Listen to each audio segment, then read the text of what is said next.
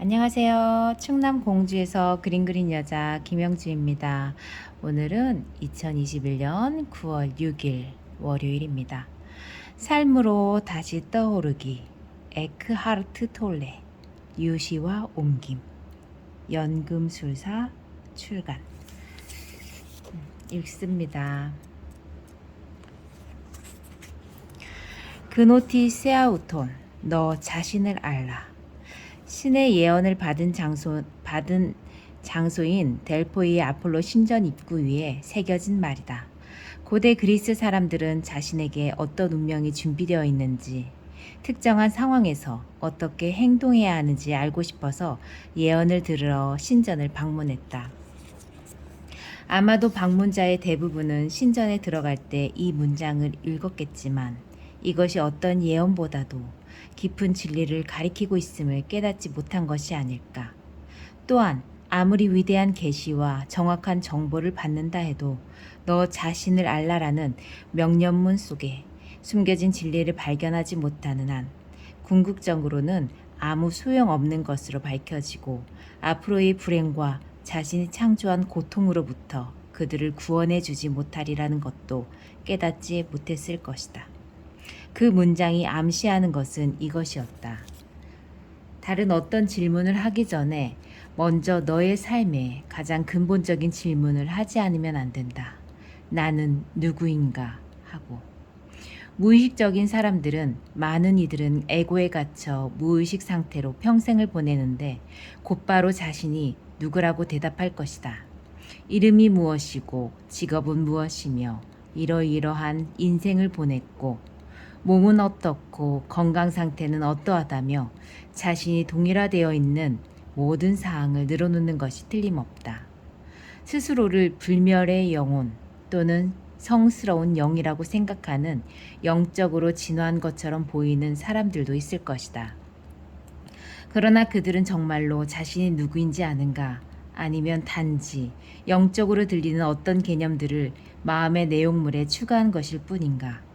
자기 자신을 안다는 것은 한묶음의 사상이나 신념을 채택하는 것보다 훨씬 깊이 들어가는 일이다. 영적인 사상과 신념은 기껏해야 도움을 주는 방향 표지판일 뿐이다.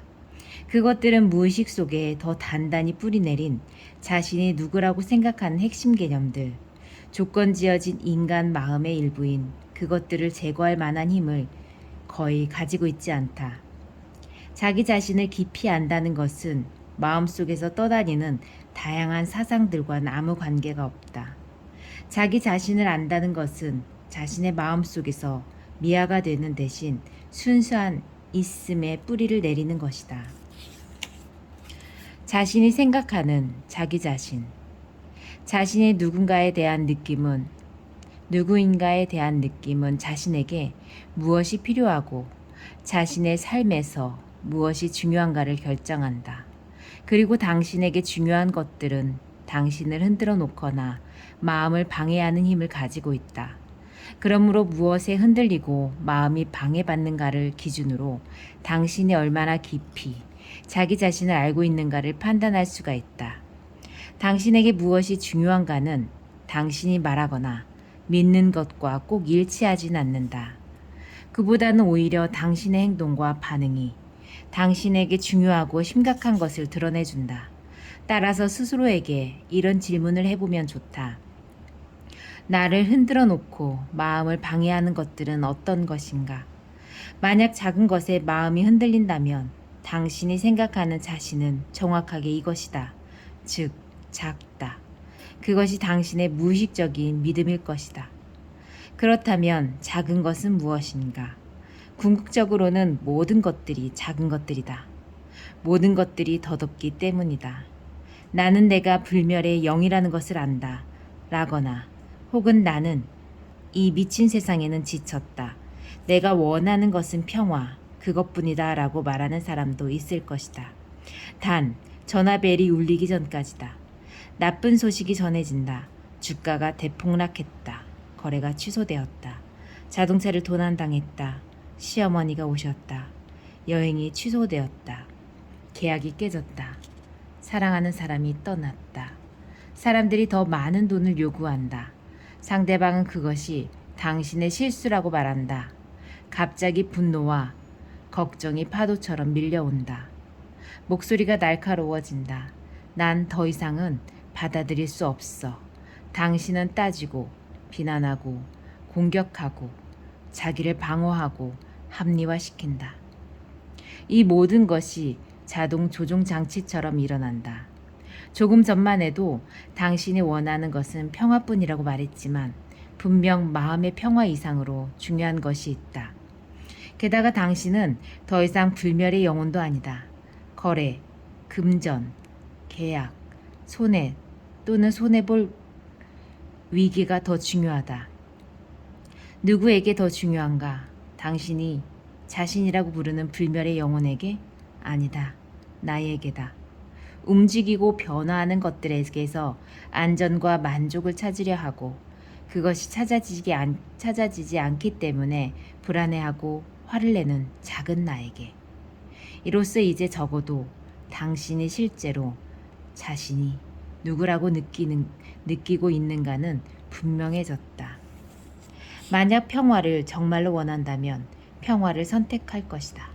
어떤 것보다도 마음의 평화가 중요하다면, 그리고 정말로 자신은 작은 나가 아니라 큰 영혼이라고 안다면 도전해 오는 사람들과 상황에 직면해도 반응하지 않고 완벽하게 깨어있게 될 것이다. 상황에 저항하지 않고 그 자리에서 상황을 받아들이고 그것과 하나가 될 것이다. 그러면 깨어있음으로부터 자연히 반응이 나온다. 당신이 자신이라고 생각하는 나인 작은 나가 아니라 진정한 나인 의식이 반응할 것이다. 그 반응은 힘이 있고 효과적이며 어떤 사람도 어떤 상황도 적으로 바꾸는 일은 없을 것이다. 실제로 자신이 누구라고 생각하는가에 대해 스스로를 오랫동안 속일 수 없음을 세상은 언제나 확인시켜준다. 자신이 무엇을 정말로 중요하게 여기는가를 세상이 금방 드러나게 하기 때문이다. 특히 도전적인 일들이 일어날 때 사람들과 상황에 어떻게 반응하는가가 당신이 자신을 어느 정도 깊이 알고 있는가를 가장 잘 보여준다. 자신에 대한 시각이 좁고 제한되어 있으며 자기 중심적일수록 당신은 타인에게 대해서도 자기 중심적이고 무의식적인 부분에만 눈이 가고 거기에 더 반응한다. 상대방의 잘못 혹은 더 정확히 말하면 잘못이라고 당신이 해석하는 부분을 상대방 그 자체로 본다. 즉 상대방의 에고만을 보고 그렇게 해서 자신의 에고를 강화한다. 그 사람 안의 에고를 뚫고 그 사람을 보는 것이 아니라 에고 그 자체를 본다. 그러면 그 에고를 보고 있는 것은 누구인가? 당신 안의 에고이다. 매우 무의식적인 사람들은 다른 사람들 안에 투영된 모습을 통해 자신의 에고를 경험한다. 상대방 안에 무엇인가에 반응하는 것은 자신에게도 같은 것이 있기 때문임을, 그리고 때로는 자신 안에만 있다는 것을 깨달으면 자기 자신의 에고가 보인다. 이 단계에 오면 다른 사람들이 당신에게 하고 있다고 생각했던 그것을 당신이 다른 사람들에게 하고 있었다는 것을 깨달을지도 모른다. 그러면 자신을 피해자로 보는 것을 중단하게 된다. 당신은 에고가 아니다. 그러므로 자신 안의 에고를 알아차렸다고 해서 자신이 누구인지를 알 수 있다는 의미는 아니다. 자신이 누구가 아닌가를 알게 되었음을 의미할 뿐이다. 그러나 그렇게 자신이 누구가 아닌가를 아는 것을 통해서 진정으로 자신을 아는 것을 가로막는 가장 큰 장애물이 제거된다. 누구도 당신이 누구인가를 가르쳐 줄 수 없다. 누군가가 가르쳐 주는 것은 개념에 불과하기 때문에 당신을 변화시킬 힘이 없다. 나는 누구인가는 믿음이 필요하지 않다. 사실 모든 믿음은 어느 것이든 장애물이다. 나는 누구인가는 심지어 깨달음조차 요구하지 않는다. 왜냐하면 당신은 이미 당신 자신이기 때문이다. 그러나 깨달음 없이는 진정한 나는 세상을 향해 빛을 발하지 않고 묻혀있는 상태가 된다. 물론 그 묻힌 장소가 진정한 나가 있는 곳이다. 가난하다고 느끼는 사람이 사실은 1억 달러의 예금을 가지고 있음을 알지 못한 채 언제까지나 그 막대한 부를 잠재의 가능성으로만 남겨두는 것과 같다. 풍요로움. 자신을 누구라고 생각하는가는 다른 사람들에게 어떻게 대우받는가와 또 밀접한 관계가 있다. 대부분의 사람들이 남들이 자신을 잘 대우해 주지 않는다고 불평한다. 나는 존경받지 못했고, 관심받지 못했고, 인정받지 못했고, 제대로 평가받지 못했어. 라고 그들은 말한다. 사람들은 나를 그저 당연한 존재로만 여겨. 이런 사람은 누군가에게 친절한 대우를 받으면 숨은 동기가 있는 것은 아닌지 의심한다. 나를 조종하고 이용하려고 해. 아무도 나를 진정으로 사랑하지 않아. 그러면 그들은 자신을 누구라고 생각하는가? 나는 많은 것이 부족한 작은 나이고 그 부족함은 결코 채워질 수 없어. 자신이 누군가에 대한 이 기본적인 오해가 모든 관계의 문제를 일으키는 기능장애의 원인이 된다. 이들은 자신에게는 줄 것이 아무것도 없으며 사람들과 세상은 인색해서 자신이 필요로 하는 것은 줄 수 없다고 믿는다. 그들의 모든 현실은 자신이 누군가에 대한 이러한 망상적인 느낌 위에 기초하고 있다. 그것이 상황을 나쁘게 돌아가게 하고 모든 관계를 망쳐놓는다. 자신이 생각하는 나는 누구인가의 돈이든 인정받는 일이든 사랑이든 부족함이라는 사고방식이 포함되면 언제나 결핍을 경험한다. 이미 있는 자기 삶의 좋은 것들을 인정하지 않고 결핍만 눈에 띈다. 이미 있는 자기 삶의 좋은 것들을 인정하는 것이 모든 풍요의 기본이다. 세상이 인색하게 주지 않는다고 생각하지만 사실은 자기 자신이 인색하게 세상에 주지 않는 것이다. 왜 인색한가 하면 자신은 작고 아무것도 줄 것이 없다고 마음 깊은 곳에서 믿고 있기 때문이다. 다음 것을 2, 3주 동안 실험해보고 자신의 현실이 어떻게 바뀌는가 관찰해보라. 사람들이 당신에게 주지 않는다고 생각하는 것, 칭찬, 감사, 도움, 애정어린 관심 등등. 자신이 다른 사람들에게 주는 것이다. 그런 것을 갖고 있지 않다면 갖고 있는 것처럼 행동하면 된다. 그렇게 하면 나오게 된다. 그리고 주기 시작하자마자 받기 시작할 것이다. 주지 않은 것은 받을 수 없다.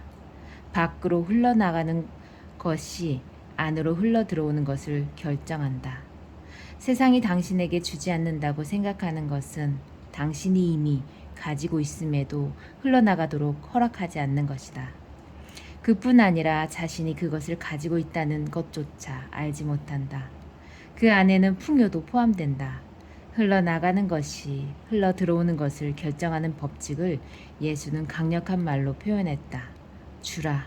그러면 너희에게 주어질 것이다. 곧 후하게 되어 누르고 흔들어 넘치도록 하여 너희에게 안겨주리라. 너희의 헤아리는 그 헤아림으로 너희도 헤아림을 도로 받을 것이다. 모든 풍요의 원천은 당신의 외부에 있지 않다. 그것은 당신 자신의 일부이다. 그러나 먼저 바깥의 풍요를 느끼고 알아차리는 일로부터 시작해야 한다. 당신을 에워싼 삶의 충만함을 보라. 피부에 닿는 햇살의 따스함, 꽃가게 앞에 놓인 꽃들의 아름다움, 깨어물면 과즙 풍부한 과일, 하늘에서 내리는 비의 풍요 속에 젖는 즐거움 등 모든 걸음마다 삶의 충만함이 있다. 자기 주위 속 모든 곳에는 풍요로 알아보는 것이 자신 안에서 잠자고 있는 풍요를 깨어나게 한다. 그런 후에 그 풍요를 밖으로 흘러나가게 하라. 낯선 사람에게 미소를 지을 때 그곳에 이미 에너지의 미세함이 흘러나감이 있다. 당신은 주는 사람이 된 것이다. 자신에게 이렇게 자주 물어보자. 이곳에서 나는 무엇을 줄 수 있을까? 어떻게 하면 이 사람, 이 상황에 내가 도움이 될 수 있을까? 아무것도 소유하지 않아도 풍요를 느낄 수 있고 늘 풍요를 느끼면 모든 것이 계속해서 당신에게로 온다. 풍요는 이미 그것을 가지고 있는 사람에게만 찾아온다. 불공평하게 들리겠지만 그렇지 않다. 그것이 우주의 법칙이다. 풍요도 결핍도 내면의 상태이며 그것은 당신의 현실이 되어 나타난다. 예수는 그것을 이렇게 표현했다. 있는 자는 더 받을 것이고 없는 자는 그 있는 것마저 빼앗길 것이다. 오늘은 여기까지 읽습니다.